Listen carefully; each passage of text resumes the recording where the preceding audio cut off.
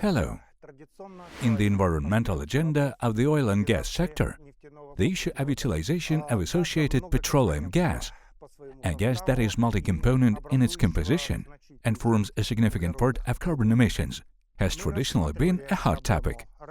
We have considered this problem earlier, and today we continue our conversation with Alexey Knizhnikov, an expert on environmental responsibility of business, Nature and People Environmental Foundation.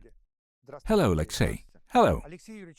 Alexey Yurievich, I would like to start by clarifying the background situation. It seems that the environmental topic of the Russian Federation, while remaining relevant, is somewhat delayed due to sanctions and geopolitical tensions.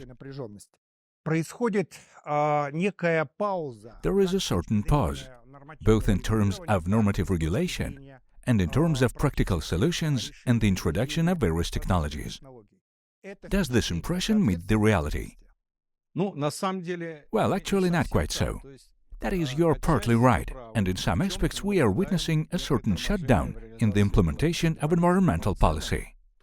But on the whole, in recent years the government has announced an ambitious program of the national project Ecology. And there is a lot in it. For example, a program that deals with the cleaning of the Volga River, the preservation of its biodiversity, and the cleaning of Lake Baikal. It is not only ongoing. Recently, at a government meeting, our Prime Minister Mishustin said that these programs will be continued and new ones will be added. And the project itself will now be called Ecological Well-being. In other words, in general, the government's attention to the topic of ecology continues, but at the same time, a number of areas, of course, are sagging. Historically, when economic times were tough, it was oil companies that often sacrificed environmental issues. A recent World Bank report called the problem of natural gas utilization extremely acute and noted an increase in flaring of associated gas in many countries. Despite the seemingly absolute priority of the green agenda and the efforts being made to stop it. In your opinion, what is the reason for this? Why is the process of blocking this channel so difficult? Yes, indeed it is. That is the shocking news that we all learned from the new World Bank report.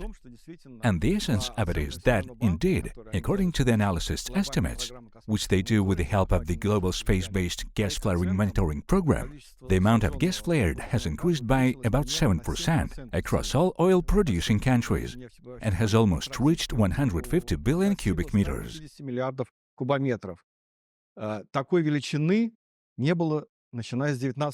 Such a value has not been seen since 2019. In other words, there has been a steady downward trend in APG flaring globally for the past 5 years. And here is such a surprise. But the worst part is also at the same time. Oil production globally has only increased by 1%, which means that the flaring intensity per ton of oil produced has increased by 5% overall. And of course, we need to understand why this has happened. Let's take a look at which countries are the leaders in this increase. Iran is at the top of the list. They have an increase of 3.2 billion cubic meters. In second place is our country, the Russian Federation. An increase is 2.9 billion cubic meters. Here we can make the first conclusion. They say that in countries where there is very strong state regulation, yes, we are probably responsible for this. Iran has been under sanctions for a long time. Russia has been under such pressure for the last few years. There is an increase in flaring.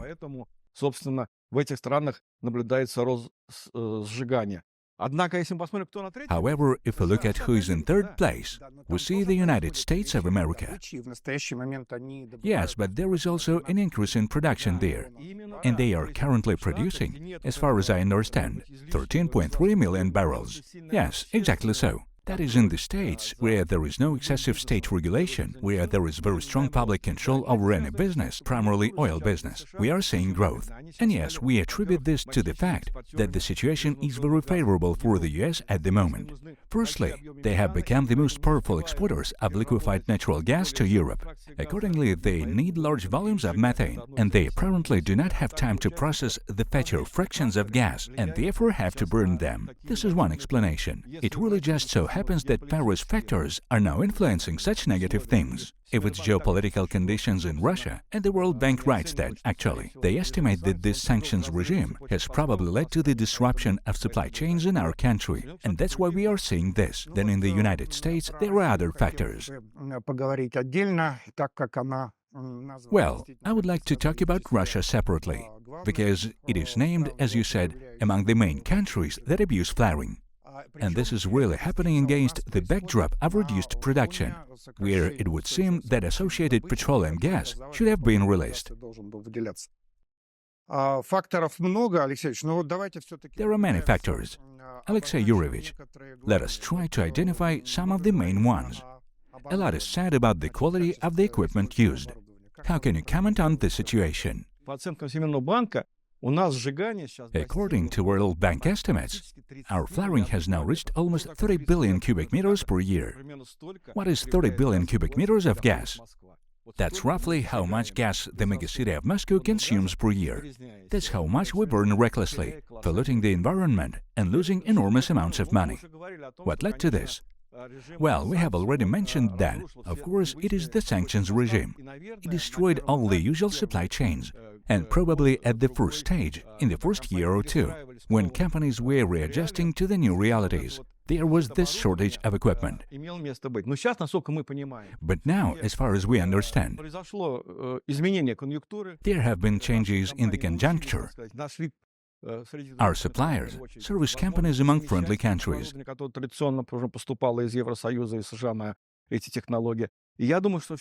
I think that the main factor, which the World Bank, among others, points out, is that the interests of the economic development are once again in our favor, contradict the environmental agenda. And whether we like it or not, we are given some kind of permission, some kind of relaxation for companies to reduce the level of environmental responsibility. There is another factor that has a serious impact. Historically, with the framework of climate finance, APG processing projects have been implemented quite well in Russia. Companies, when the Kyoto Protocol was still in force and later under the Paris Agreement, applied for climate finance, and by implementing associated gas reduction projects, they received real money to reimburse these projects. Now we have practically no such opportunities in our country, and this has also had an impact. The Russian Federation has reduced exports of LPG, which is produced from associated petroleum gas. This led to overstocking of the domestic market, partial shutdown of plants, and so on. That is, it caused a complex of processes, including requests from big business to increase gas flaring standards and fines. How is the country going through this situation? Are the increased flaring norms still in place? Or is there some kind of reverse movement now? This is what probably created the problem with increased combustion, because oil companies applied for this kind of preferences and apparently got permission. But it should be noted that LPG is not only in demand on the export market. It is in general quite a valuable resource in our country. Now we have a new window of opportunity to increase the conversion of transport to natural gas. And here again, it is a question of the state.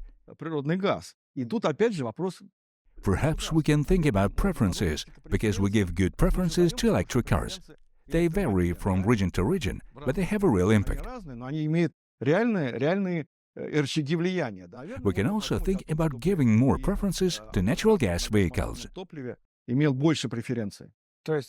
So there is such a tendency to transfer to the domestic market, We can already see it. The increase in gasification of regions is partly caused by the decrease in gas exports. It is known that due to sanctions, some oilfield service companies, especially Western ones, responsible for well operation safety and reservoir production, left the country. Did the quality of oilfield service work have an impact on these processes to increase flaring? We have not studied this topic in great detail, but I think that in general the departure of Western companies has certainly had an impact, including on the segment we are talking about. I guess we have to admit that there is a certain wear and tear on the equipment. The sanctions seem to prohibit and set various barriers to its replacement. How is this problem solved? Through purchases in friendly jurisdictions, through import substitution within the country? What is the approach here?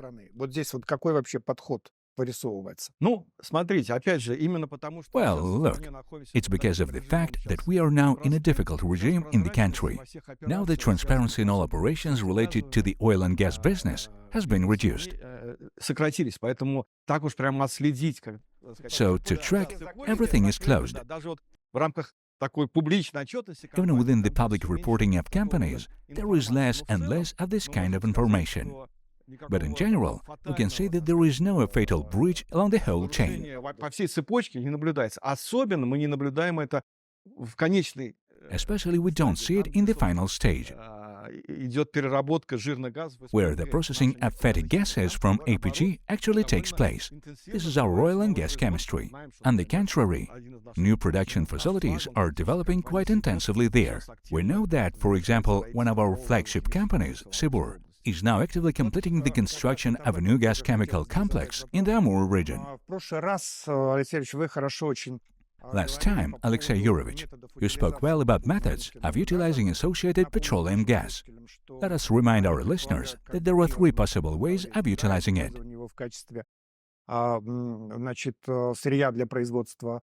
These are using it as a raw material for the production of heat and power, injecting it into the reservoir to increase the recovery of the oil reservoir, and using it as a raw material for the production of gas chemical products. What directions are we moving in, if we look at the indicators of the last year? In fact, there has been no change. As we have said before, deep processing in oil and gas chemistry is the most correct, both from an environmental and economic point of view. And again, we do not see any decrease in the capabilities of our refiners here. Rather, on the contrary, they are increasing, and we are still partly dependent on imports here. Therefore, we still have a need for the same polymers for the domestic market.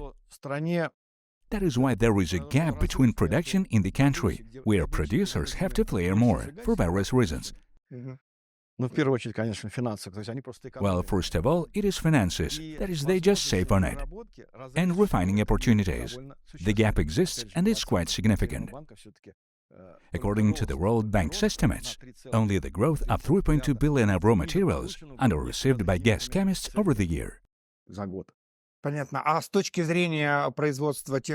And from the point of view of heat and power generation, this is a traditional area. I don't see much growth there. What steps should the country take to improve the situation with associated petroleum gas utilization? What are your proposals for solving the problem step by step? Firstly, nobody cancelled the global target to achieve zero combustion by 2030. And even though not all of the Russian Federation supported this call, Khanty-Mansiysk Autonomous Okrug has become a party of this partnership. But unfortunately, even our West Siberian oil and gas province, which is provided with all infrastructure, also showed an increase in combustion in the 23rd year. That is, we need a serious revision of these target-setting goals at the level of government structures. And here, unfortunately, we observe that neither our Ministry of Energy nor the Ministry of Natural Resources considers this indicator of APG flaring to be a key one. and no one even conducts such systematic monitoring. I think one of the first simple steps is to establish the use of a global monitoring system and take control, so that our ministers know who is the leader and who is lagging behind. It is very easy to do, to connect to the system. We can see every flare from space and know approximately how much is burned. Secondly, let us not forget that the climate agenda is becoming more active every year.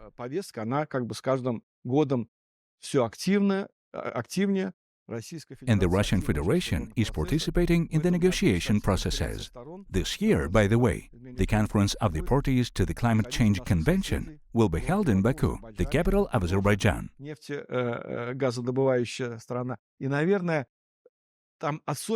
It will be especially logical to voice there, firstly, that the APG problem also affects the climate state.